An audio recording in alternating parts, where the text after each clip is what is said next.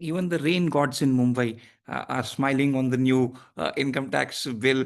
Good morning. It's a raining morning here from Mumbai. And well, the next 90 minutes do promise to be exciting. You don't have too much of an excuse to go outside in this weather, especially if you're in Mumbai. And why do we say that the rain gods are smiling?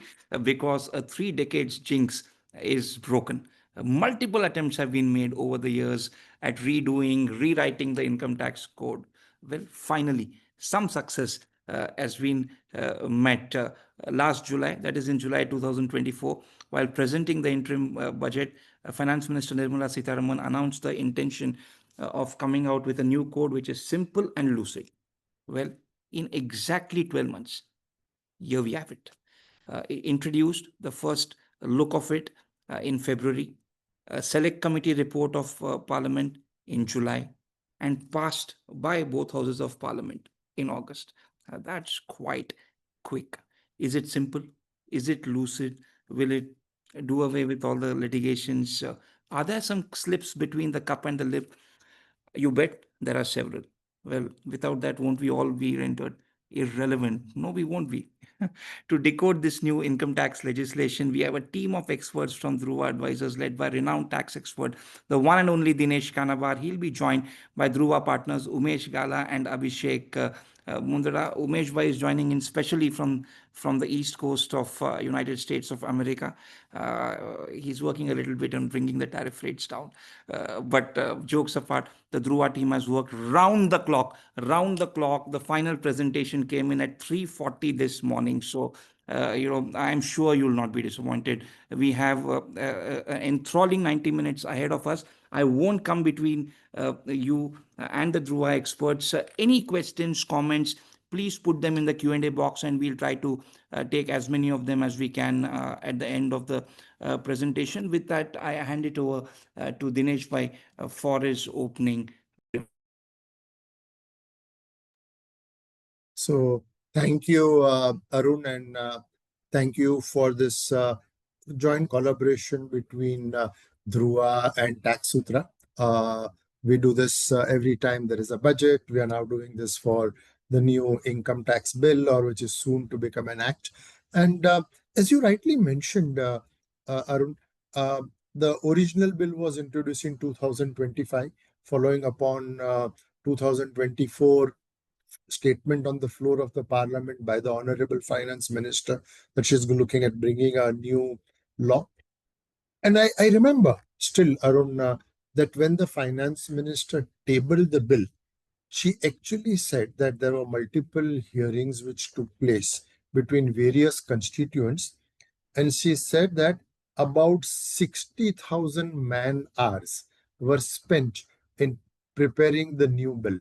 And of course, there's a lot of work which has gone in, a lot of redundant sections which went out, etc., etc., etc. And of course, in a light-hearted manner, I was wondering that with the advent of AI and technology, whether those 60,000 hours could have been condensed a bit. But then the saga did not end there. It went to the select committee, and the select committee held, as it says, multiple hearings, 36 sittings. And Arun, if you would have been to one of those sittings, in each sitting, you had between 15 and 30 members of the select committee present and listening. They gave a patient hearing. Each hearing lasted for almost 3 hours. The people on the other side, each one comprising of a team of maybe 15, 20 people. So you can just imagine, and I was just taking a wild guess, there were at least another 15,000 hours, man hours, spent during these sittings. All the stakeholder representations were taken into account. The good part was that the committee heard everybody patiently. Questions were asked. The sessions were very, very interactive. And as has come out in their report, they came up with more than 500 recommendations. That was a good part of it. Of course, the disappointing part of it is that they were told that there are no policy changes, which is, of course, the fundamental of the bill itself, that it really retains the framework of the old law. There are no really changes which are there. but we have a number of recommendations. And again, it is nice to see, while at one level one can sort of make a comment that the bill was introduced and rushed through the House of the Parliament. But the fact of the matter is that the committee had indeed heard people, and the recommendations have all been taken into account. If we go on to the next slide, the we all follow the US model. So President Trump had to come up with one big beautiful bill, and we had to call something our bill, and so we called it simple. Um, as to whether it is simple or not is something which, of course, we will go across. But just a couple of quick remarks. Essentially, we have retained the old act. We have made certain changes out there. So, for example, in line with this whole thing that there are no significant policy changes, we do not find any mechanism on how litigation will be disposed of quickly, etc., etc. And here we are left now analyzing that there was the act, then there was a bill. The bill tinkered with many of the provisions of the act, subject to the select committee recommendations or on account of it. Some of those things have been removed, and we are now back to the act. And of course, the jury is out as to whether, with all that effort, whether this 100,000 man hours which have been spent and many more which will be spent really is achieving anything meaningful. Having said that, I can share that I am aware of a parallel effort which is going on, where provisions of the act are being gone through from a policy perspective, and efforts are being made to see how we can amend the act. That process might happen over the next couple of years. So this is the first step where we are sort of simplifying the law, removing redundant provisions, making it fit enough so that when the new changes are proposed, they can be implemented simply. So, Arun, ordinarily one would have said that when you get a new law, then actually thereafter the finance bills will become irrelevant, because now we have a new law, you can't keep on changing it. That is the whole purpose. But I think the policy changes are yet to come, and therefore that excitement on new law will keep on coming up. With that, I hand over to my colleagues Umesh first, and thereafter to Abhishek. As Arun mentioned, we'll cover this over the next about an hour and a quarter. We'll have enough time for questions and answers. There has been a Herculean effort for us to look at the provisions. Sometimes that effort to go back and say this was in the old act, then the bill, and then we have reverted to the old act, and we'll keep on having those jugglings. And therefore, what does it really mean? What do those observations of the select committee, what was the intention of the law, not the intention of the law mean, are things which we'll go through with a fine tooth comb. Umesh, hand over to you, and thereafter to Abhishek. Thank you. A very good morning to all of you. Thanks, Arun, and thanks, Dinesh, for the initial comments. As we look at, I think the jury is out that this entire law is more about simplification, redundancies removed, language simplified, provisions made more readable, more understandable. I mean, it might not be incorrect to say that I think the focus as far as the new bill, which is yet to become the act, is largely in terms of modification of the physical structure. And therefore, when we look at, I mean, if a question is asked that is it a income tax act for a Viksit Bharat, I think as Dinesh shared, that we are likely to expect a lot of changes, and possibly the hint is in what the select committee has presented. So they've gone through a lot of representations from cross section of the taxpayer community, including tax experts, industry forums, and therefore recommendations of the select committee, which have been sort of rejected by the Ministry of Finance, largely on the plank that the whole objective is to simplify, not to make a policy change. And as a taxpayer, as a tax advisor, I think whenever we are confronted with a new law, I think the biggest worry that a tax professional would have is whether it sort of changes the entire framework, and therefore rather than simplification, are we headed for more complication? So in terms of the language change, we have multiple changes that are there, trying to simplify the language. When we read the new income tax bill, language of notwithstanding has been replaced by irrespective of. Multiple language changes are proposed, and ultimately the objective of the language changes is to make the provisions more easy to understand. The common theme of the entire new income tax bill is that there is no policy change, and therefore there is a reasonable expectation that what was the jurisprudence, and we will come to this a little more in detail in the subsequent slides, that whatever was the jurisprudence, the accepted principles enunciated by the courts, that is not supposed to be changed.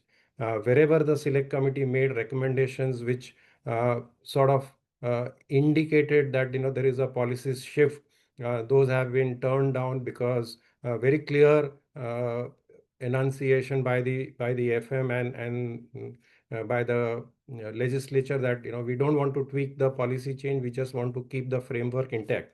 And therefore I think it's better to look at, they've templatized the new income tax bill in a structure which is more futuristic in nature, and therefore that structure will prevail. There is, as we move forward. Yeah. So can we go to the next slide? So this is a very important aspect of the uh, new income tax bill. Legally speaking, once the new income tax bill gets enacted into a law and come April 1, 2026, the Income Tax Act, old Income Tax Act, if we have to use that term, is technically repealed, and therefore it is no longer the law. So you have the old Income Tax Act and you will have the new Income Tax Act. And the repeals and savings is technically the bridge between the old Income Tax Act and the new Income Tax Act.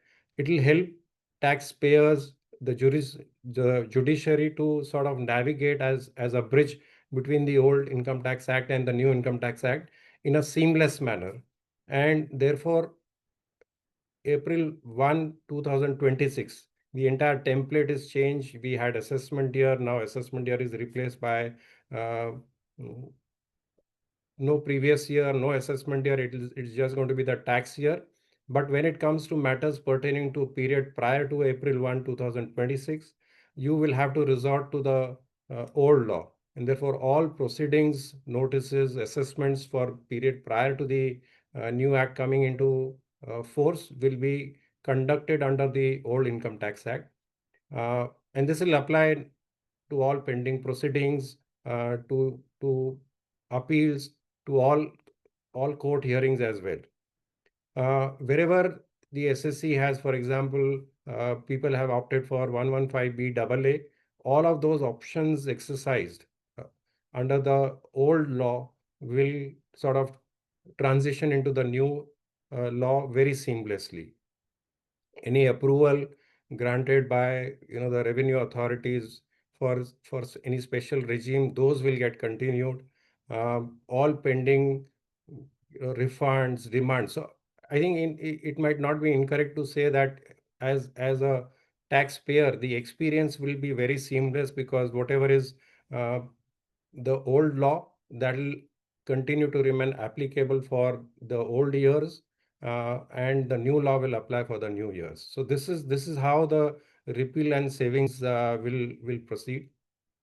The government has made it very clear that in the 65 years or almost 65 years of the old Income Tax Act, and we need to start now using the language of old Income Tax Act, because that's how it will be for us tax professionals. So various circulars issued, various instructions issued, they will seamlessly continue to apply, and therefore whatever is the jurisprudence, what is the department thinking around the old law will continue to apply when the new act becomes applicable.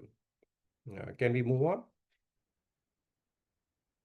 Yeah, I think this is the $1 million question in terms of how the interpretation and jurisprudence around the new act will settle. We have a cardinal principle of law that any tax law, there's no equity in tax law, but tax law has to be interpreted on the basis of the literal interpretation. And therefore, literal interpretation takes you to the language of the tax law. We clearly have now a situation where when it comes to language, you have a new language in place. But when it comes to the spirit of the provisions, uh, repeatedly the FM on the floor of the Parliament, the Select Committee, when multiple recommendations have been made, the response of the Ministry of Finance in terms of dealing with those recommendations of the Select Committee, common theme repeatedly multiple times enunciated is that there is no policy change. And therefore, we clearly have a potential situation where the literal interpretation of the language, and this is a domain of how the courts will react to the new language, and therefore the fundamental principle that the provisions will be literally interpreted versus the dilemma that when you have a new literal interpretation which runs contrary to the existing jurisprudence, how will you deal with it? Uh, this is something is not very easy to take a call because finally it's a call which the judiciary will take. But as taxpayers, as tax assessees, as tax advisors, we might uh, be under some comfort that the jurisprudence is not uh, at least attempted to be done away with, and therefore there is a reasonable expectation that how the old law has been interpreted, whatever interpretations are settled, those settled positions will start applying in the new law as well. When we had the 1961 Act, we had a similar situation that earlier there was a 1922 Act, and the same. I mean, so wherever 1961 Act, new questions of interpretations came up, uh, taxpayers, the judiciary often relied on the settled positions as far as the 1922 Act was concerned, and therefore the same sort of spirit will continue to apply. If we have to, look at it, there could be two, three buckets. One is a situation, bucket one could be a situation where the provisions, both the literal interpretation is there is no ambiguity at all in terms of how the jurisprudence under the old provisions was and how the literal interpretation runs as far as the new act is concerned. So that bucket might be very easy to deal with. Second, you could have a situation where the jurisprudence has been settled under the old act. And if there is a language which is slightly different than the current jurisprudence, one will need to uh, understand how the judiciary will interpret, because that's the domain of the judiciary. But it might be reasonable to expect that the same continuity will prevail.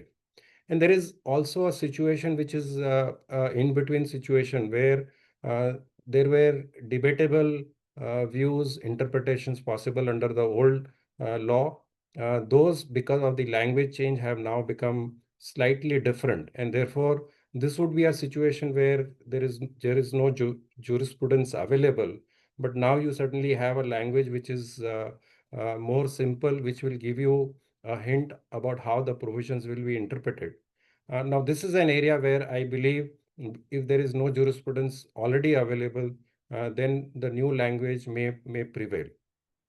And as we are dealing with this particular aspect, because the government has very emphatically been saying that there is no policy change, and therefore, if under the new act the language is more clearer, for pending litigation, possibly tax assessees will be able to make a stand that this is what the intention of the government is, which has been amply demonstrated in terms of how the new language, the new wordings, the new interpretation has been provided in the new act, and therefore that should also apply to uh, pending litigations under the old act. And I think this is also a domain which we would want to use for all the pending litigation. But I believe, the interpretation and jurisprudence is where how the judiciary and taxpayers react to the new act will get settled over the next few years. But the hint is very clear, loud and clear, that no policy change and therefore seamless jurisprudence available to all of us. With this, I'll hand over the discussion on the changes to Abhishek, and should also be happy to take in questions. Thank you. Thanks. I cannot see the presentation. Just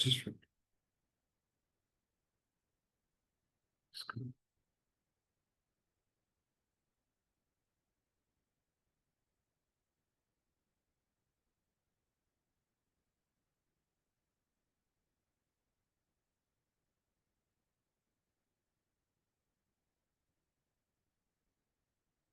Yeah.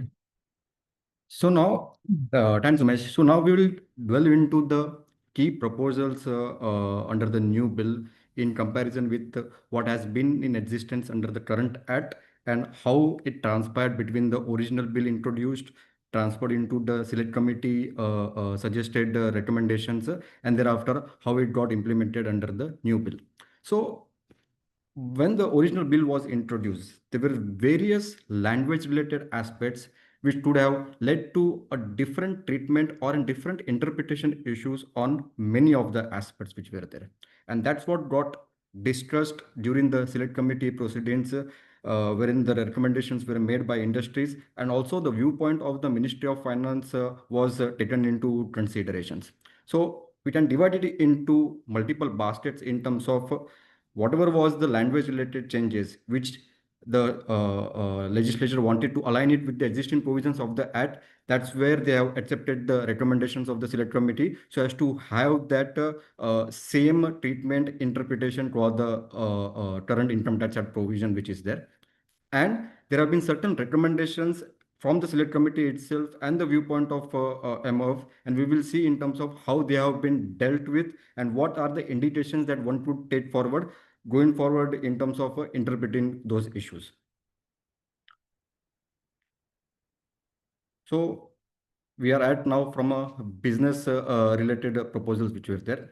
And the first and foremost, and which was like one of the main thrust or main contention point, was in terms of giving cascading or avoiding cascading effect for declaration of dividend under multiple chain of investment holding which was there. So under the current law, under the provisions of ATM, and I think we will be referring to the various provisions of the income tax act while we'll get used to the new number and the new sections which were there.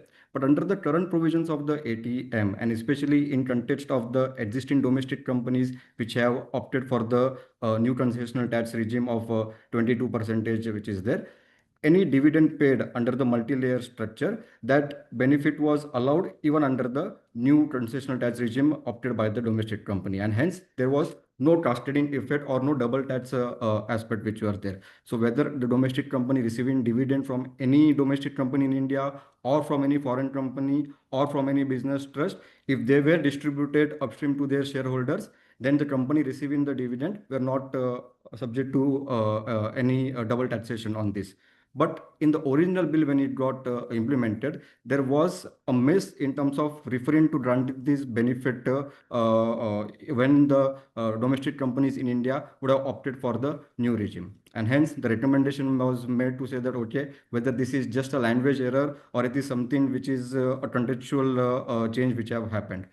Basis the discussions that have happened at the select committee, and also the MOF have agreed to the position that it was a language error, and they have restored the benefit of equivalent of section 80M, whereby any upstreaming of dividend into multi-layer investment holding structure, there will not be any double taxation or the cascading tax effect, and that deduction would be allowed so long as it has been paid as a dividend prior to the due date of filing the return of income for the concerned tax year which is there. So it is a welcome provision, and it will in a sense have beneficial treatment in terms of any multi-layer structuring that is going to happen, so that there is no cascading effect for such distribution of the dividend. And Abhishek, I think this is a major relief for a lot of hue and cry, lot of debate on whether this was a slip. And fortunately, we are in a zone where certainty is restored, because you have a situation where 115 BAB, the Make in India regime, the upstreaming of dividend was covered, but this was a miss, and happy that it has been rectified. Sure, indeed, Umesh. And the nets, again, something which is procedural but having a large impact. So under the current provision, if there is any payment made on which withholding which was required to be done, but it is not done in the given financial year or the previous year, and if the deduction would have happened in the subsequent year, then the deduction for tax deduction for the same would have been allowed only when the corresponding TDS would have been deposited in the subsequent year. When the original bill got introduced, it gave an interpretation issue that even if the deduction of tax for the period pertaining to say 24-25 happened after 25, but the same would have got paid before the due date of filing the tax return for March 25, which could be in September 25 or November 25, then also that deduction would have been allowed. But this anomaly or this inadvertent error has been restored to have the current position of the law to state that only the taxes which have been deducted under the respective tax year previous year, and for that deduction, if the payment is made before the due date of filing of return, that deduction will allowed for the very same year. But if the deduction happens in the subsequent year, and if the payment is made at a later point of time, then those deduction would be happening only in the year of payment as such. So again, from a TDS compliance perspective, which impact every one of us, this is something which is aligning with the current provisions. So their confusion is not there now. The another important aspect was in terms of removal of any reference to the equalization levy. So equalization levy, as we all understand that both the equalization levy 1 on the advertisement expenditure and the equalized levy 2 on the digital payments which were there, both have been abolished under the Income Tax Act 1961. But there have been provisions that if on the equal one, if you do not make the payment of the taxes, then the corresponding expenditure were disallowed and it would have been allowed only on payment basis. Now, the reference of the equalization levy has been completely removed, or the disallowance of the corresponding expenditure has been completely removed under the new bill on the pretext that there is no such provision of the law and hence there is no requirement of that. But consider a situation, either it be a disallowance for non-deduction of TDS or the equalization levy not paid, which have happened in the earlier year and for which the deduction would and should happen on the payment basis. There is no corresponding provision under the repeals and savings. While the repeals and savings provide about various aspects of smooth transition which is there, but there has been a miss in terms of any disallowance which have been made under the act, which is prior to March 25, and for which the payment would be made from April 26 and thereafter. The transition provision is no specific reference which is there. But what we believe in terms of the general clauses under the repeals and savings in terms of having the smooth transition, even if such payments which have been made after 2026, the corresponding expenditure should be allowed either from the perspective of 40A1 or also from the perspective of 43B as such. Yeah, and I think Abhishek, I will fully endorse what you're saying, that while the repeals and savings has a list of a lot of provisions where there is a direct reference in the repeals clause, but in wherever there is no reference, one could rely on the general clause, and therefore, especially for 43B type of payments, if there is a disallowance under 94B, interest paid to a associated enterprise, which is available in a subsequent year, I think the expectation is that this will all be seamlessly available. And I think the residual clause in the repeals and savings should be good enough to cover such situation. Uh, Generally, taxpayers should not budget for any difficulty on these accounts. I would totally agree with that. Absolutely. We move on to the next, another subtle but important aspect. is that there are various 43B payments wherein the deduction is allowed on actual payment basis, which are your statutory payments or the interest payments to the financial institutions. And it is irrespective of which accounting year it follows or when it is accrued as such. But one of the aspect which is there that you can claim the benefit of deduction under 43B equivalent only if it is otherwise allowable under the law.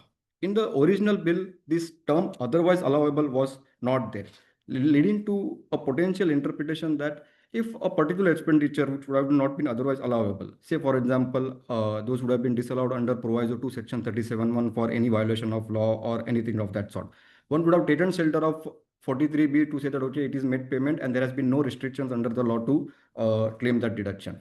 And also it deals with otherwise allowable on the timing of the allowability also. Or if something which is say contingent, which is not otherwise allowable, but would have made the payment of that, then also one would have claimed that. So this, in a sense, the dichotomy has been addressed and it has been restored to the current provision to say that you can claim deduction of these statutory payments on payment basis only if it is otherwise allowable under the provisions of the Act as such, which is in line with the current provisions of the Act as well. And the same has also been drawn in terms of the definition of the sums payable, which is providing that if it is incurred under the law, even though it has not been specifically provided for in the books of account, then also the deduction would be available basis the definition of sums payable, which is there under the current provisions of 43B, which they have also brought in under the new income tax bill as such. So it is more of a course correction of what kind of expenditure can be claimed under 43B equivalent on payment basis subsequently when the bill gets enacted. The other, which is more perspective from the corporate perspective, is on the preliminary expenses. So whenever any new entity is set up or there is an extension of the undertaking of an existing company, there are certain deferred revenue expenditure which are allowed on the specified preliminary expenses. So it is falling under two categories. One is the general preliminary expenses on the feasibility report and etc. And specifically for the corporates, there is an additional deductions which are available for additional expenditure in terms of public subscription issue related thing, commission, brokerage, underwriting fees, etc., which is there. But the way the original bill got drafted, it gave an interpretation that for the purpose of corporate, only these expenditure are allowed, which is relating to MOA or public subscription, and not the otherwise generally allowable, which is available for all category, which got picked up as per the discussion with the select committee. And that's where they have added the word addition to say that, okay, while general preliminary expenses is allowed to as a deduction, if it's a corporate and if you are incurring this expenditure on public issue or anything, that would be an additional allowance that would be available on a deferred revenue basis. Abhishek, when we look at 35D, I think the 35 days is very complex in terms of giving effect to, and there was a expectation that all of the expenses incurred in a public issue, all of those will get allowed over a 5-year period, but that's not happened. The issues where the continuity was lacking, those have been rectified, but I think this is something which we can look forward to as a policy change. Absolutely. So, Umesh, I think you meant for the private placement expenditure which is there. So currently the section only restricts on public issue, and if there is a private placement, such deductions are not allowable. And there was expectation that they could extend those benefit even for the private placement issue which is there. But that is something as a policy change which one could or one may expect to be addressed in the forthcoming years. Now, from an R&D expenditure perspective, and this is particularly from a weighted deduction. So today there is approved facility by the DSIR where the facility is approved, and basis that the expenditure on the R&D is allowed on a weighted deduction basis, which now have reduced down over the period. And even for an unapproved facility, so for which is an in-house R&D expenditure, there also weighted deduction was available for revenue and also the capital expenditure, except for the purpose of land which were there. But the way the language got enacted under the original bill, it appeared that even for the normal in-house expenditure, which is not pertaining to approved R&D facility, those deduction will not be allowed unless the corresponding facility is approved. Again, that has not been the intention. The law has always been interpreted to say that, okay, approved facility will have its own deduction, but even if it is not an approved facility for the specified sector and for the specified expenditure, those still would be allowed as a deduction. So that dichotomy also, it has been addressed to state that whatever are the expenditure allowed for the approved facility would be governed by the specific provisions of the law. But over and above that, if there are anything which is pertaining to normal R&D facility and this thing, that would be independently governed and it will not have any overhand on whether it is approved or not approved. So this is again a welcome move in terms of ability to claim 100% expenditure on approved plant and machinery or the building R&D which would be there. And Abhishek, this also makes a lot of sense because we now no longer have weighted deduction on in-house R&D facilities, and therefore I think this doubt has been set to rest. Yeah. Then is on the normal rent and repairs, which is there. There also there were minor miss in the original bill in terms of not specifically mentioning about allowing of the repair expenses on the plant and machinery, which has been restored. And they had specifically brought under the original bill that the repair and rent would be allowable only if it is wholly and exclusively used for the purpose. Now, there is a separate provision under the law which gives an assessing officer the right that if a particular expenditure is not wholly and exclusively used for the purpose of business, then he need to bifurcate in terms of what is allowable for the business purpose and what is not for the business purpose. So those provisions were also there. So therefore, there was no need to specifically bring out the term wholly and exclusively, which has got been removed from the new bill which is there.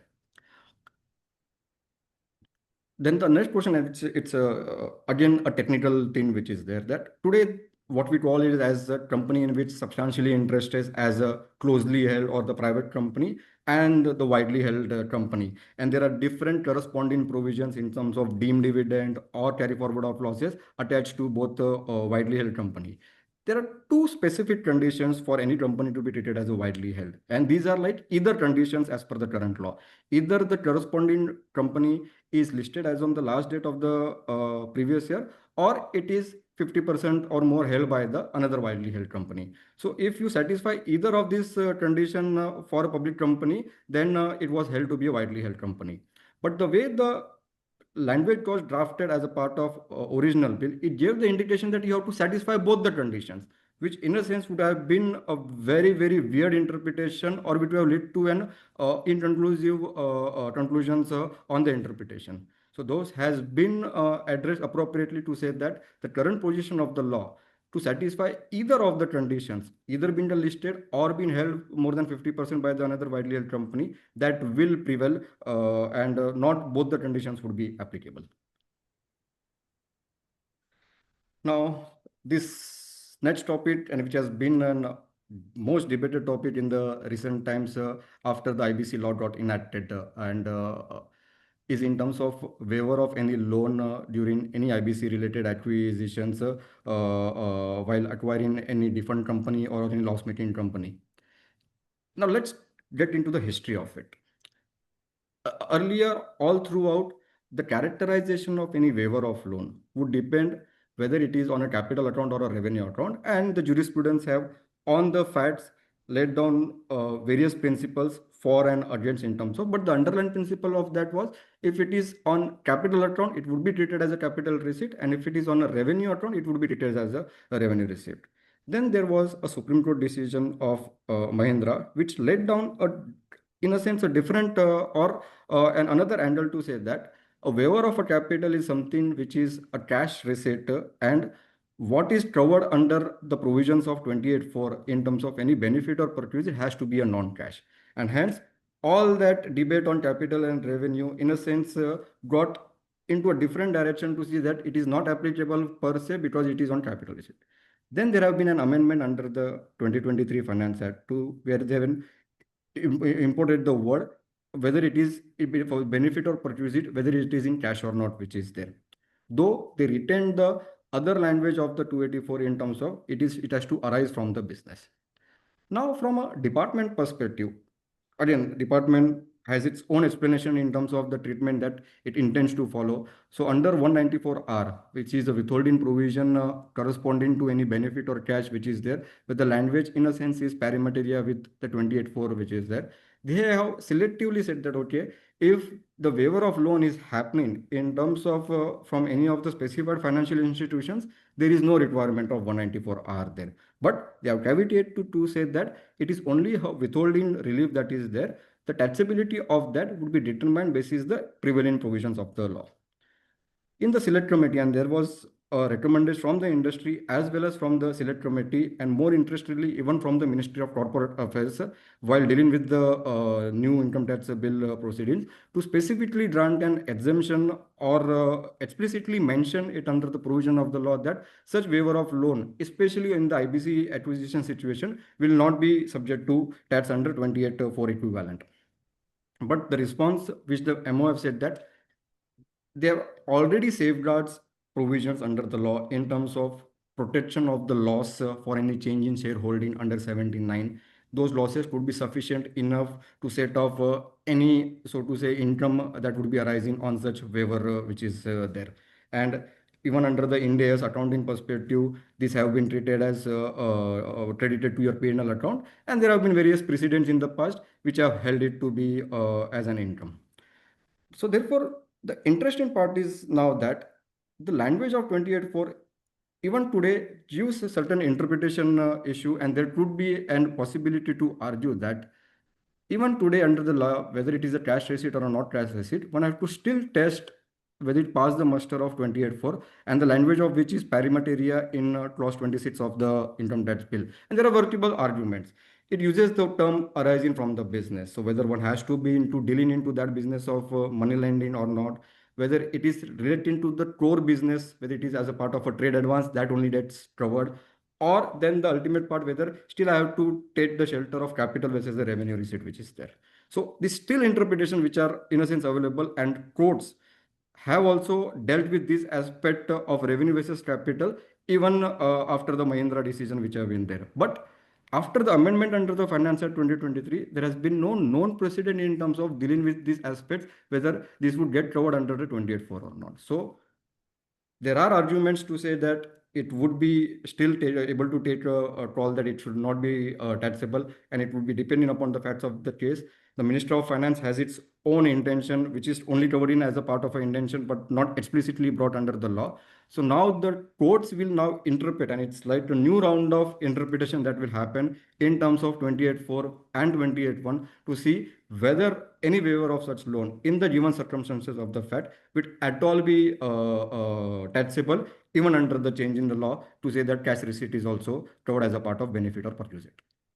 So Abhishek, waiver of loans has been a flavor in terms of how 28.4 will apply. The same provisions continue as far as the new act is concerned. The MOF CBDT has not even dropped a hint in terms of whether they are okay with the select committee. They have left it to the judiciary. But I believe that, given the strong recommendation from the select committee, I think taxpayers could use it as a persuasive argument. Again, no precedents are set, and therefore, finally, the call will be with the judiciary that even after the language change under 28.4, whether waiver of loan is taxable. Yeah, Abhishek. Yeah. Then is on the presumptive scheme of taxation for non-resident, and specifically if I talk about a new provision got introduced under 44 BBD, which gave presumptive taxation for a non-resident providing any services or technology in the space of electronic goods manufacturing. And there was a ask to say that for other sectors, especially for the turnkey projects, there is an option available to offer lower profit or to claim losses if they are maintaining the books of accounts and the audit which is there. But that request has not been accepted. It was not there under the Act, and even it has been reaffirmed under the new provision of the bill that that option is not available for this particular sector. Interestingly, for other sectors, let's say shipping or the aircraft, The current provisions of the law does not have the option to claim lower profit. The original bill, when it got introduced, it gave that option to everyone as such. So then even the sectors which were not currently available for claiming lower profit, they could have claimed lower profit by virtue of filing the maintaining books of account. But that they have again corrected it under the income tax law to state that whatever that, to whichever sector it is currently available under the law, which is for the turnkey projects and all, it would be only available to them and it will not be extended to any further sectors as such. Then there was again an issue pertaining to of accrual of the royalty if it is paid between one non-resident to another non-resident. So currently that royalty is taxable in India only if it is pertaining to any business which has been carried on in India. But the original language suggested that even if it is for the businesses pertaining to outside India, that would have led to an income accrual, royalty accrual in India.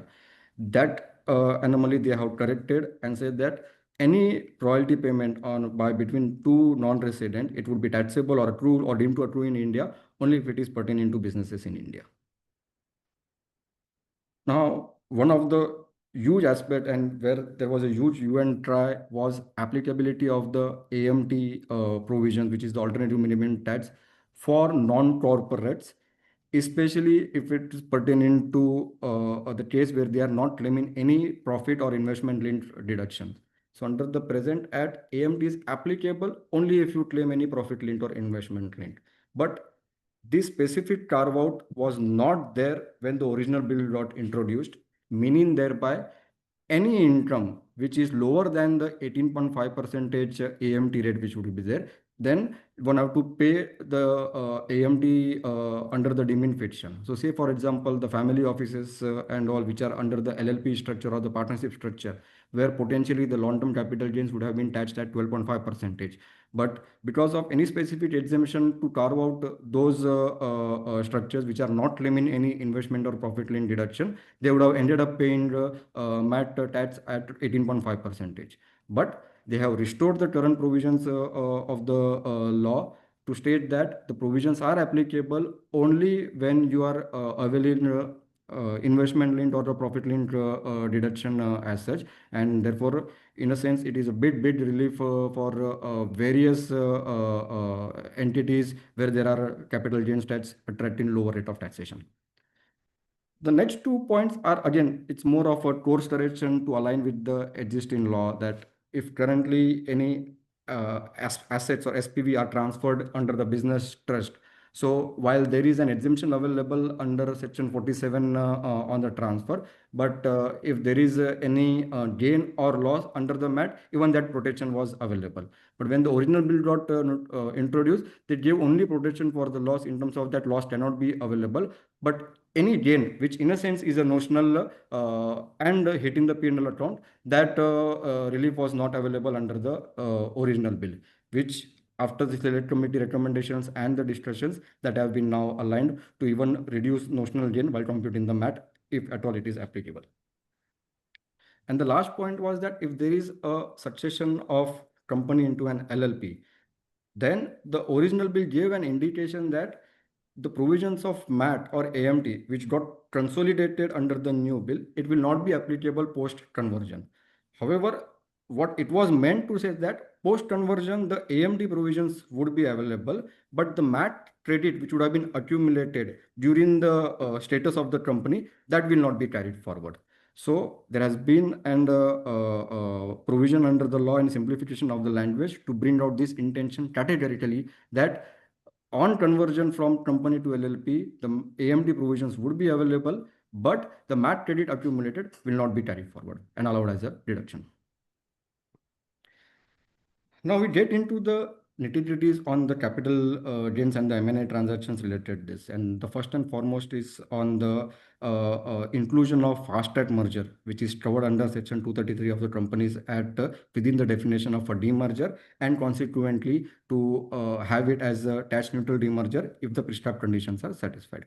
Now, where's the confusion is arising? Under the current Act, the reference to the demerger definition is still that of the 1956 Act of 391 to 354.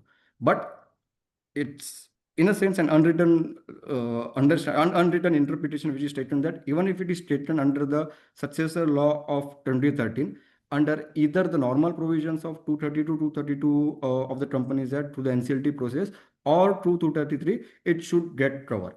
And why these two separate is there? It's just in the government's wisdom to not have small companies or an internal restructuring which is there to get into the entire rigmarole of NCLT, that it's in wisdom have excluded these fast track mergers and demergers from getting to the NCLT route. But that does not mean that it doesn't pass the muster of a detailed scrutiny, because still it has to be approved by the ROC, which is a government authority, and they go through the entire process to see that the same is for the benefit of the public, or there is nothing which is an avoidance which is there. And it was a specific request when that the original bill only gave reference to sections 230 to 232 and didn't give specific reference to 233, to say that suggestions were made that, okay, you should be given reference to fast track merger. However, the MOF in its response said that no, they do not want to extend that benefit, or that's the intention not to extend that benefit to, because they believe that unlike an NCLT process, this is something which is not, so to say, governed by the NCLT process, and there could be certain aspects for which they will not be comfortable to give the benefit to it.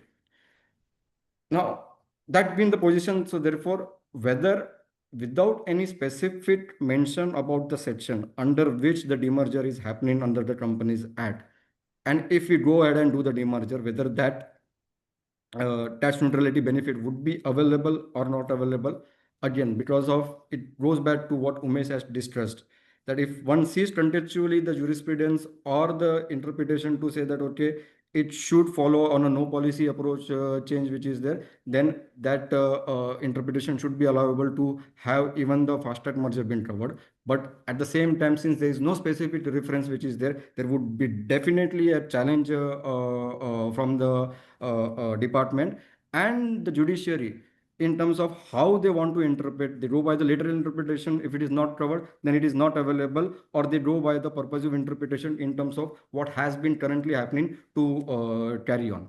More interestingly, so the demerger, there is a specific reference to the provisions of the Companies Act. But for the purpose of amalgamation of merger, there is no specific reference to the Companies Act. So it just talks about any merger or amalgamation of two companies. And hence, in that process, since there is no specific mentions of any provisions of the Companies Act, so long as the merger is there as what is understood under the law, irrespective of under which provisions it is there, that that should continue to have the same treatment. But if one goes by the Ministry of Finance intention that since these type of fast track mergers, demergers do not pass the muster of detailed scrutiny of NCLT, there would be certain challenge from the department. But given the plain vanilla language of the law also, here we believe that that should not have any impact on the tax neutrality of the fast track merger. Yeah, and I think this seems to be a little overstep by the ministry in responding to the select committee, because the conditions for demerger are laid down in law, and I think as far as the eligibility of a demerger for tax purposes, the conditions under the Income Tax Act will prevail, and once those conditions are fulfilled, fast track merger is only a process issue. And I believe the ministry, when they have dropped this hint that because a fast track merger doesn't go through a detailed process review by the NCLT, and therefore casting a shadow on eligibility of demerger, I think is not a happy thing. It will unnecessarily create a lot of issues where, in terms of process, people want to finish the demerger in a faster time limit. But because of this sort of comments that have come, it will create more difficulty. Agree, Umesh. Two quick comments. One, of course, is that with these comments, litigation on this matter is likely to proliferate. That's very unfortunate. And of course, ultimately, when the matters are resolved in a court, they will take the view independent, as Abhishek rightly pointed out. But clearly, on the one hand, you give a provision to make something time efficient. NCLT is clogged up. Mergers, demergers are taking months on end to sort of complete. and then by putting a window down to say that a demerger which is fast track is not eligible to a tax exemption, you are only clogging up the whole process. The purpose is totally lost. Agreed. Yeah. Moving on to the next. So currently, London capital loss carried forward could be set off only against any London capital gains. But under the repeals and savings provisions of the original bill, it mentioned that London capital loss can be set off against any gains, whether it is short term or long term. This has been corrected now to say that once there is the transition of the losses from the income tax act to the new bill which is there, then such losses would be available for set off only against the long-term capital gains. Here, important element is that while the repeals and savings have talked about how the treatment of the losses will arise either from a business perspective or under any other heads which are currently there is no specific reference in the savings laws for the carry forward of the disallowed interest under 94B, which is the thin capitalization rules which is there. So, but having said that, if it is not specifically mentioned, it gets covered under the general clause of 536 because it's an entitlement or a right which is accrued under the current law for carrying it forward under 94B4, and hence that treatment should prevail even under the new law in absence of any specific mention of that under the savings provision.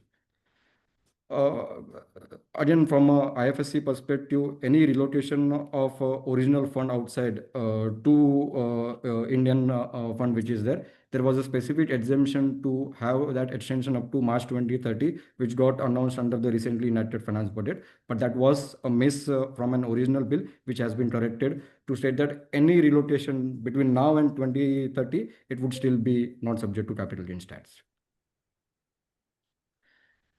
Here again, it was like, and the situation on providing forex benefit, it has seen its own curving upside down, which is there. So initially, for any capital gains tax, you would have got an ability to claim forex benefit for the non-resident in the original currency in which they have been invested. But the provisions of 112 got enacted to say that any capital gains arising to the non-resident on the transfer of a closely held shares will be subject to tax based on INR calculation without giving effect to the forex benefit and without giving effect to the forex benefit which is there and the indexation. Under the original bill, they mentioned that the capital gains tax available to the non-resident have to be computed after giving effect to the after giving effect to the forex benefit provision as is currently applicable under the capital gains which is there. But the new bill have aligned the position with the current position to say that no, for any capital gains tax, given that the rate is a concessional rate of 12.5% which is there, there cannot be any further benefit either on account of the forex benefit or either on account of the indexation which would be there. So this position has been there. So one have to compute the capital gains for a non-resident on transfer of the closely held company only on the basis of INR computation without giving effect to the foreign exchange fluctuation. The deemed tax provisions. Again, this is one provision which gets impacted in any M&A transaction and it has been litigated and would be litigated.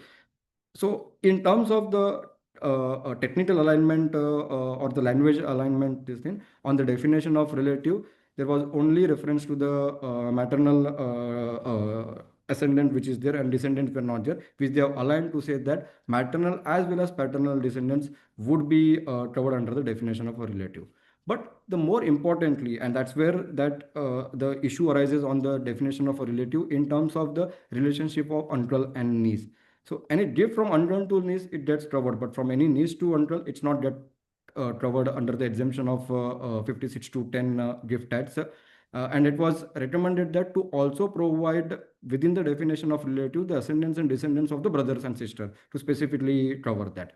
The MOF came out with a very strong feedback to say that it's a major policy change which cannot be done under the current construct of no policy change approach which is there. But having said that, they have taken cognizance of this and one may expect that there is some discussion on this to avoid this dichotomy, given that otherwise in other definitions of relative under the different parts of the law or even under the other law, this relationship would have otherwise got covered.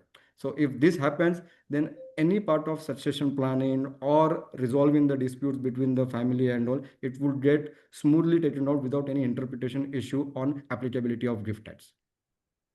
Having said that, Yeah, Abhishek, I think these are issues where, again, the ministry, the way they've responded, that anything which is even slightly in the domain of a positive clarification, they have brushed it under the carpet on the ground that this is a policy change. One would expect that such issues should have been adequately addressed, but unfortunately, we'll have to wait for some other day. yes. And same goes for other aspects of the 56-10 related issue on convertible instruments or of issuance of rights and bonus shares.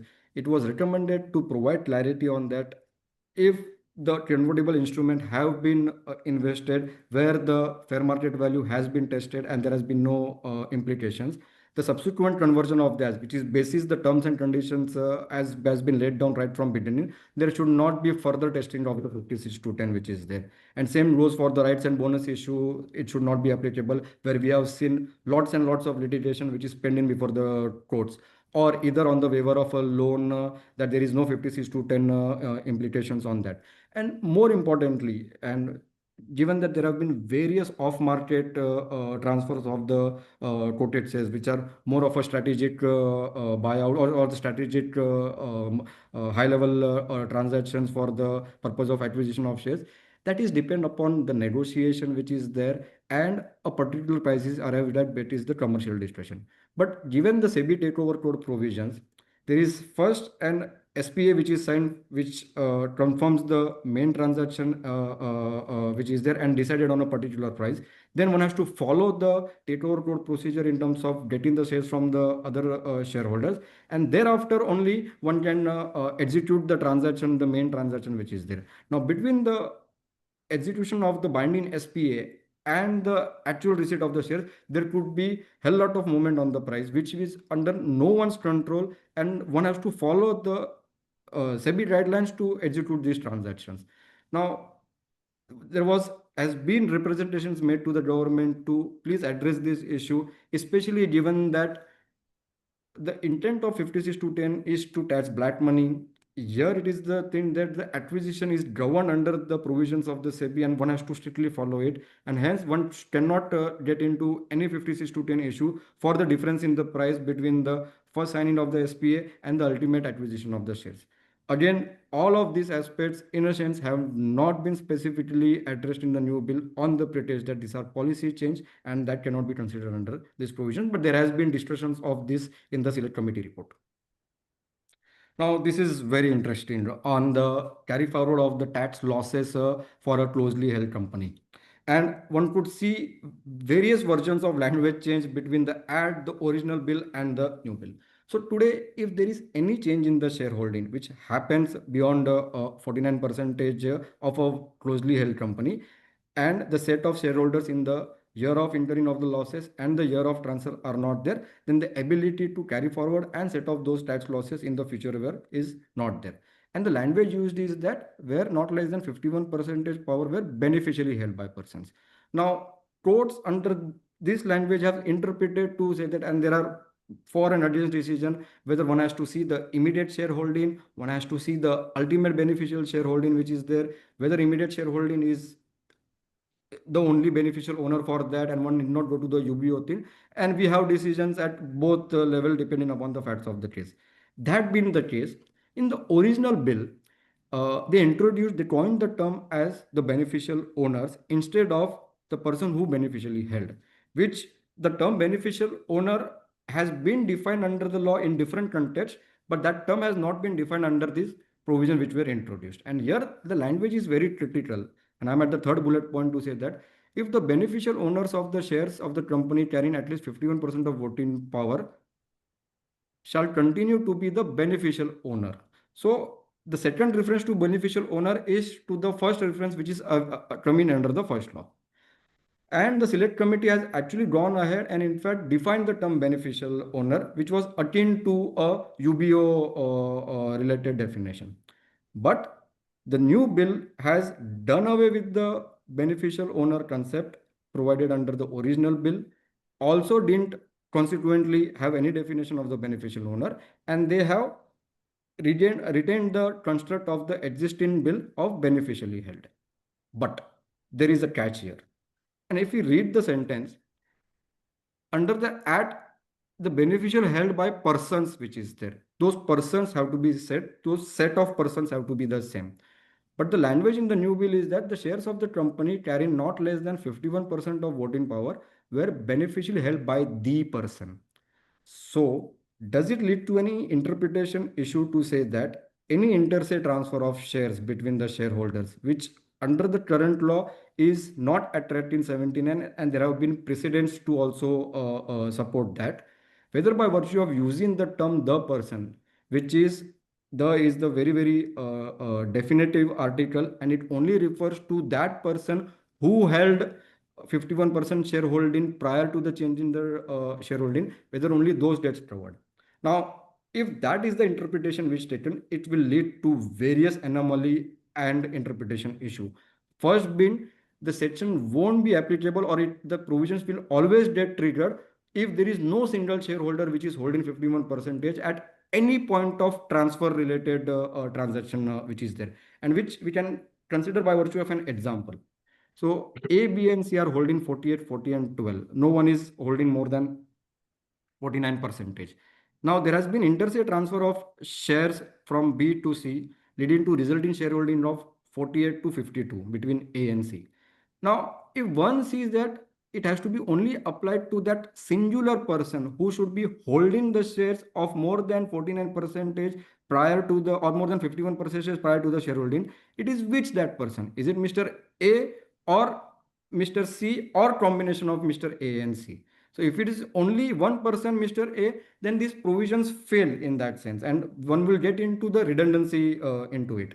The second aspect, and which Umesh also alluded to it, said that it has been the thrust of that there is no policy change approach. So by virtue of interpreting it to say that inter-se transfer of the shareholding between the persons cannot get covered under this, under the new language, which only requires the singular person to hold the shares of more than 51%, then is it a policy change approach? And whether then the courts will say that, okay, one have to constructively look into what has been the law under the current law, because there cannot be any change in the policy approach by virtue of a little interpretation of this, which any which ways has its own elements of anomaly of making it redundant under numerous situations. Abhishek, fully agree with you, and I believe there is enough jurisprudence available both under the General Clauses Act as also under the old Act to say that a singular includes plural, and therefore I think the incorrect use of the word the and not using persons in a plural has created unnecessary uh, issues in the mind of people. But I believe the framework which has been very clearly enunciated by the FM that no policy change, and therefore the way the law was interpreted, whatever is the jurisprudence under the existing provisions, they will continue to apply. And therefore, while this is an area which can create some difficulty, but I would believe it might be reasonable to expect that one need not look at an individual shareholder.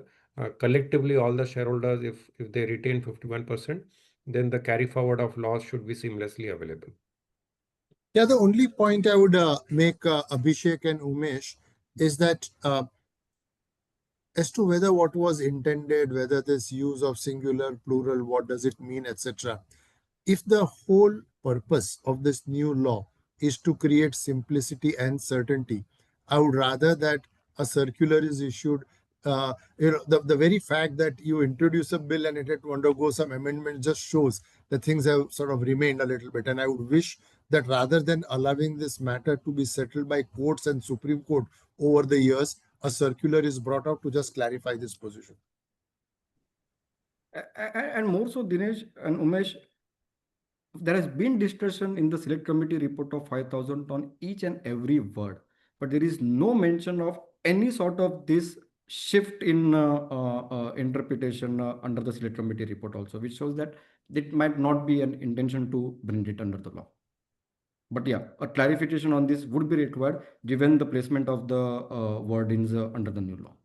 And I think our difficulty will increase if the judiciary uses the literal interpretation, because the literal interpretation will create difficulty, which is not harmonious at all. I think say, the existing section 79 or 188 under the new clause may not be capable of application if we look at only a individual person, because there will be multiple situations which may not apply. So one can only be hopeful that this may not create difficulty. But this is the factual situation. Yeah. We'll come back on this, but let me touch upon the another aspect of the international piece on the definition of the associate enterprise. Under the current construct, there is an subjective criteria under 92A1 and there is an objective conditionality which is there. The memorandum, when it introduced, it mentioned that the objective criteria actually explains 92A1 and therefore it doesn't apply independently. Courts, majority of it have followed this interpretation. The department has been stating that one has to read 92A2 in line with 92A1. And also on the other side, where the conditionality of 92A2 on the objective criteria would have been satisfied, the arguments would have been taken, no, you have to still satisfy on the independent criteria of 92A1. And hence that has been the tussle on determination on the AE relationship in terms of whether only objective criteria applies or one has to see both. It has traveled a lot of water between original bill and the select committee, but the way it has come in the finance bill is that they have adopted something which is like a via approach, wherein they have clubbed the subjective criteria to fulfill as well as objective criteria to fulfill for the purposes of if the relationship arises on account of investment through shares and voting rights, including on the common control. But for all other aspects, there is just the objective criteria, be it on the loan or guarantee which is there. And the intention which the department and the MOF have mentioned is to say that this is in line with the US laws as well, or they have referred to the OECD commentary that both sits alongside in terms of interpreting whether the A relationship is there. But the way they have introduce the provision and with the wide ambit of subjective criteria is there, that if there is any participation in management or control or capital, and while the threshold of 26% is there, but they are asking us to interpret it independently, and this is what they believe that it will bring simplification. But on the contrary, without having provided any guidance in terms of how this subjective criteria needs to be satisfied, even a potential 1% sharing capital or a random decision which is participated would lead to participation in the management or control or capital. While there is some literature or some guidance available on meaning of the term control, either under the other laws, company laws, SEBI laws, which is there, but any participation in the capital which is independent of the threshold provided under for the 26%, it will lead to an interpretation issue which would be dependent upon each fact. There cannot be any single thumb rule on this. So in my view, it will only lead to an interpretation issue and hence consequent litigation in terms of determining the A relationship. Yeah, I think clear recommendation were made to create two buckets. Let the subjective criteria be clarified by more objective criteria, so that a nominal participation in capital does not trigger associated enterprise. But unfortunately, it's not been approved, and finally we are pushed back to the same gray zone as is currently prevailing. Especially when these provisions were introduced, the memorandum mentioned it specifically as such. So that intention was clear. Now, how that intention got changed, one needs to now understand on that. Again, on the non-profit organization, there has been various changes. So they have combined all the non-profit organization related provisions under a single chapter code, whatever you want to call. So there was a reference to taxing on the receipt of the non-taxable non-profit organization if it is not incurred for the purpose of a charitable institution, which led to an anomaly whether they are looking into gross basis taxability as compared to income, which has to be taxed on the net basis. That dichotomy they have aligned it to say that it would be only on the income on the specified income which is not for the purpose of charitable institution. Under the current law, there is an option available to spend accumulated income either in the subsequent year on the pretext that that would not have been received in cash by the end of the year, and hence you need to spend it out in the subsequent year, but then also it would have been treated as an application of the earlier year, or to accumulate it over the period of 5 years to use it for the purposes of the charitable purposes with an intimation to the assessing officer. These two options were removed under the original bill, but this has been restored again to say that there has to be the continuation of the provisions on this, and hence it is basis the current law either to use it under the current law or in a 5 years period by giving an intimation. Reinvestment of any capital gains under the current law is exempt if it is further invested into the capital asset, which provisions were specifically not covered under the original bill. That has now been again restored as such. So on both these recommendations, the new bill have provided the requisite relief. The more important, and which is what the thought of the today's town is, on the philanthropic activities of various promoters in terms of providing assets for the CSR activity, and that generally is provided through contribution of the promoter shares into the charitable institution as and when that requirement is there, because to give that much of cash may not be feasible. And from a non-profit organization perspective, any receipt of voluntary contribution or any receipt of any donation, it's treated as an income, and that needs to be invested into the specified modes, which is commonly known as the 11.5 mode, which is there. And holding the investment in the shares of another company under the present law is not treated as a prescribed mode. So then any violation pertinent to that, okay, if you are holding those shares which is not in accordance with the 11.5 mode, the present interpretation was that only the income arising out of that would be subject to taxability. It will not jeopardize the tax exemption certification, which tax exemption registration which is there.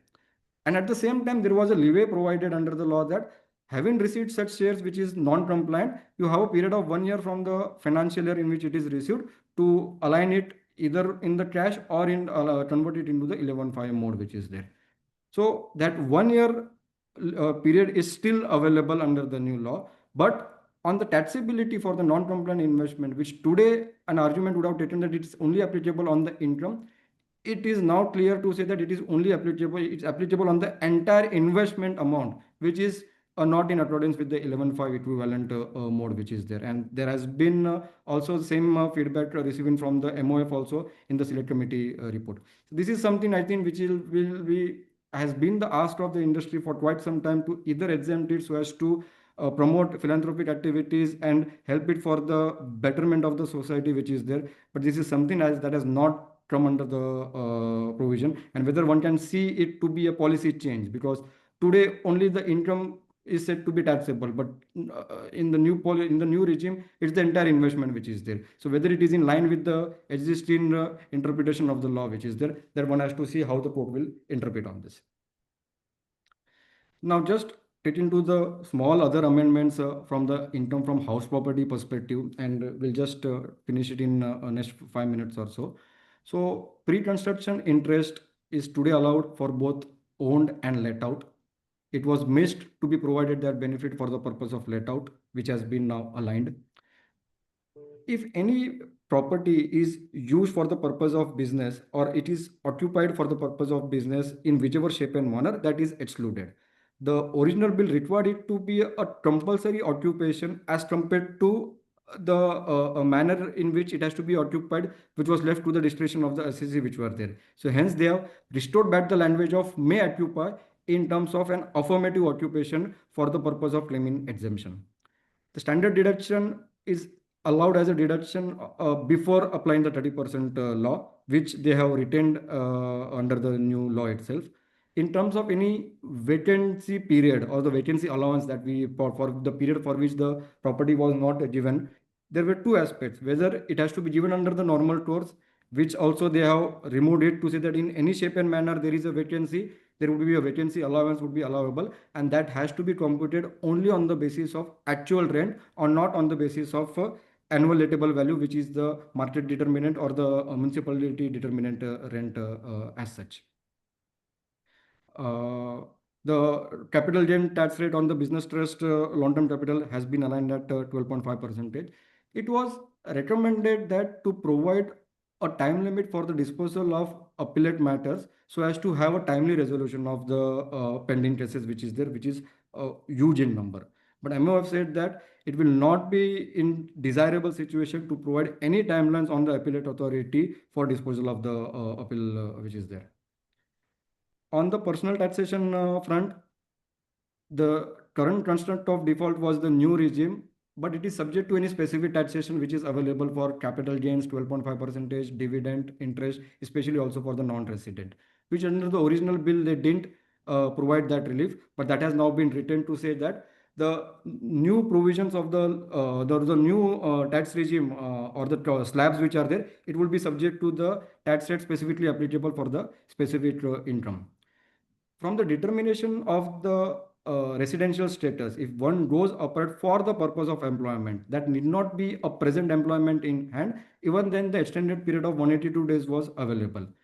The original bill removed the term for the purpose of employment and it mentioned only for employment, which gave an interpretation that only if you have an employment in hand, but if you are going and venturing out for seeking for the employment or the business purposes, that may not get covered.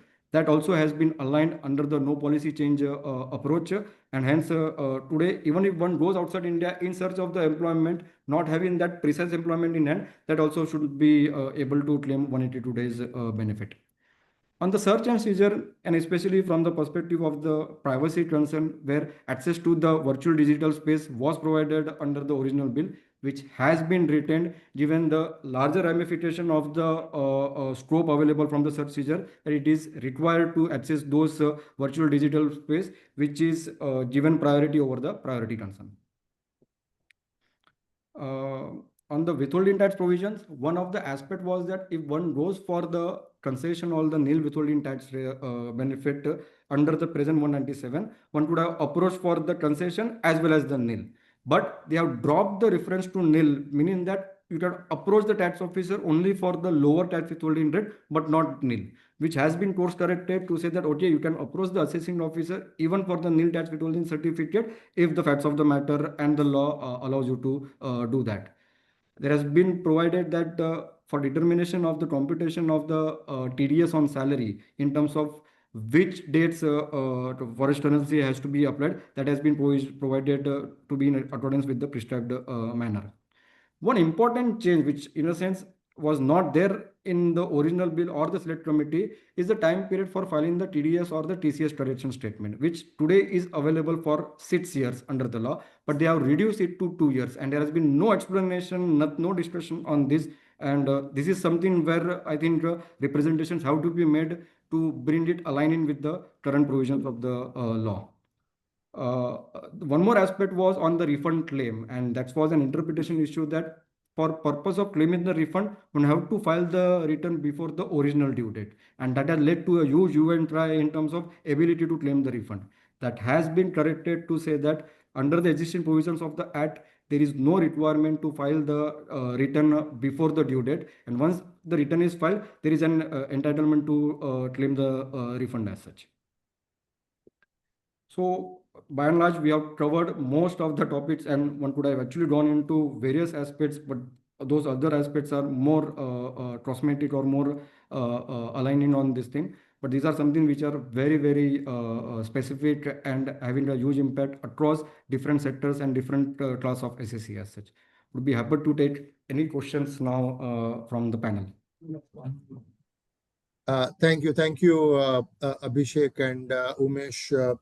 I'm sure you will all agree that we've tried to cover almost all the relevant provisions which represent changes, and try to do an in-depth analysis. It was a whole team which probably spent a couple of sleepless nights trying to just make sure that nothing of importance is left out. And I do hope that all of you on the call really enjoyed what we brought in. Let me hand over to Arun so that we can just look at maybe time for a couple of quick questions, no more. Arun, over to you. Yeah. I'll from 20-25 questions, I have to pick two. So I'll pick the macro ones. This one is from Bhargav Parekh. It's a good one. Whether in respect of proposed enactment of the new income tax bill, the non-acceptance by the government of certain recommendations for amendment on the ground that no policy change is contemplated, can this be relied upon or referred by the department in pending litigation as an interpretative aid? It would, go ahead, Umesh. Please go ahead, Umesh. No, I think Dinesh continue. So I think I mean, if I had to respond, I think it could flip both the ways, and the fact that at least the MOF believes that this is a policy change could create a little burden, but I would generally believe that courts have the independence under the law to take their own position on the interpretation, and therefore, if there was a positive assertion by the ministry, that would definitely have been far more beneficial. But given that the ministry has been tight-lipped on certain aspects uh, under the head that these are policy issues, should not create more difficulty, uh, mm, but is only reflective of the government stance on the subject.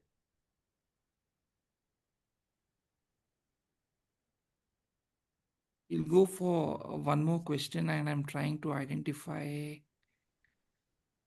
So while you identify, I think as far as interpretation is concerned, there's one thing which needs clarification, that earlier under the Income Tax Act we had provisos, we had explanation. Now the provisos and explanations have all been rolled into the subsection. We clearly have jurisprudence to say that the provisos cannot, they narrow down the main provisions. The explanations can't go beyond the scope of the main provision. Now, because these have been rolled into the relevant subsections, therefore, there is a possible view that these subsections could be independently interpreted.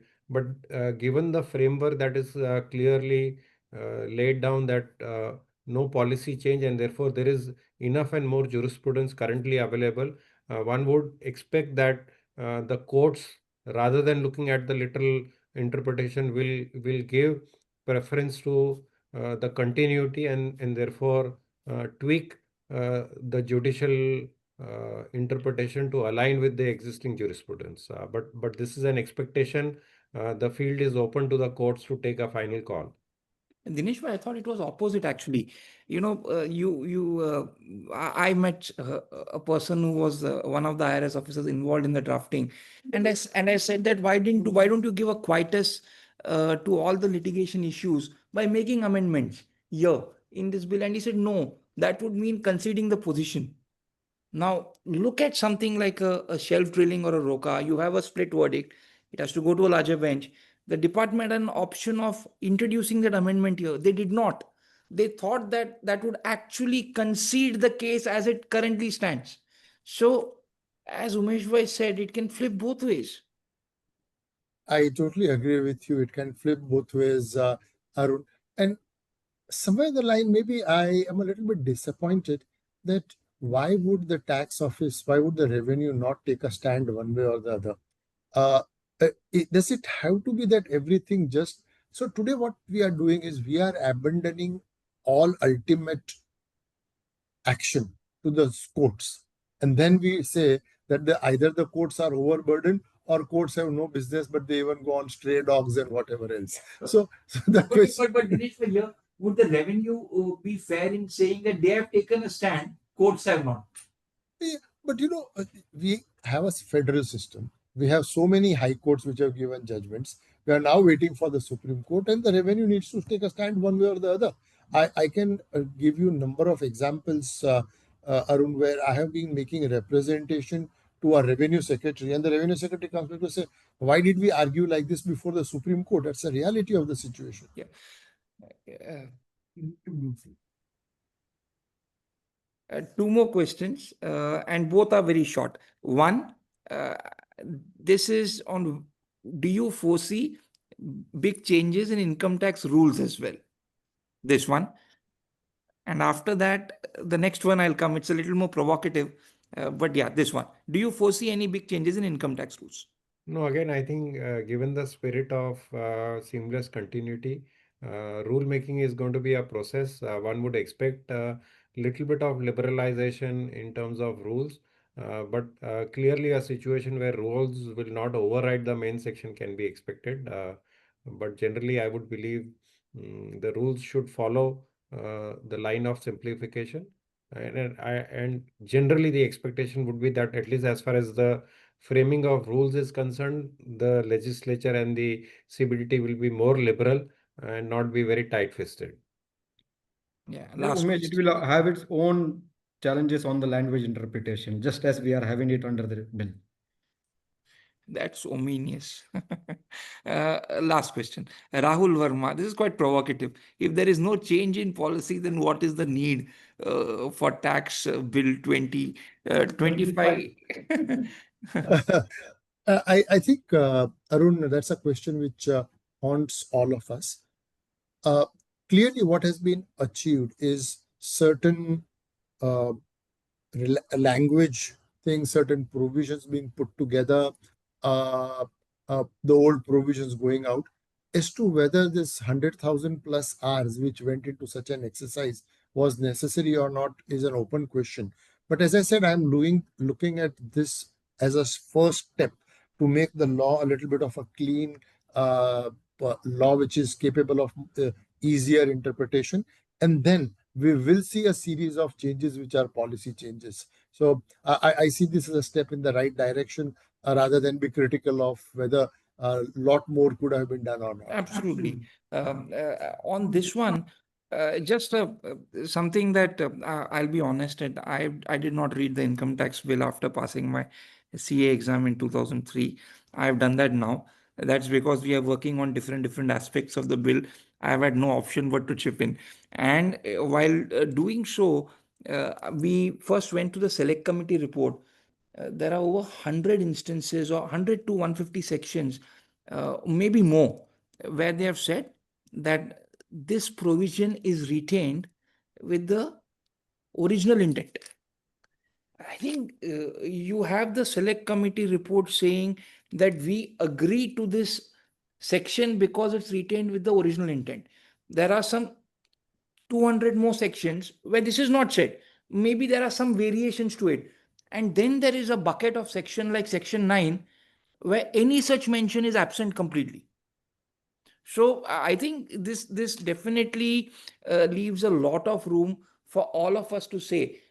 Plus, as the presentation has uncovered here, you have a select committee which has said something, the original bill which has said something, and the final version which is saying a little bit different than what the select committee said. So to that extent, it's really up in the air whether some of those provisions which ostensibly have been retained with the original intent and with no policy change actually reflect that. So I think that's something that will be up in the air for a couple of years. Dinesh, my final word to you before we. So Dinesh, you I are would on make mute. just two quick comments, Arun. One is, who knows what is the intent? So when we had this Vodafone amendment saying this is what the law always meant, who knows what was in the mind of the draftman in 1961? But on a lighter note, I say this ever so often, and I couldn't be more right in this particular case, that there is a conspiracy between the successive finance ministers and the accounting and the legal profession. They want to ensure that we are kept busy, and I'm sure this bill is going to keep us busy for many, many more years to come, with everybody doing the analysis of the type that you mentioned. But it was a pleasure bringing these provisions to all of you. Thank you all for staying in, turning up in such a large number. We had an overflow of people. We had to accommodate people on YouTube. Thank you all, and I hope it was worth your while. Thank you, Arun. Thank you, Umesh. Thank you, Abhishek. And thank you, a large number of people, Murugan and many others who stayed awake to do all this analysis and help us bring this to you. Thank you. Thanks, everyone. Thank you.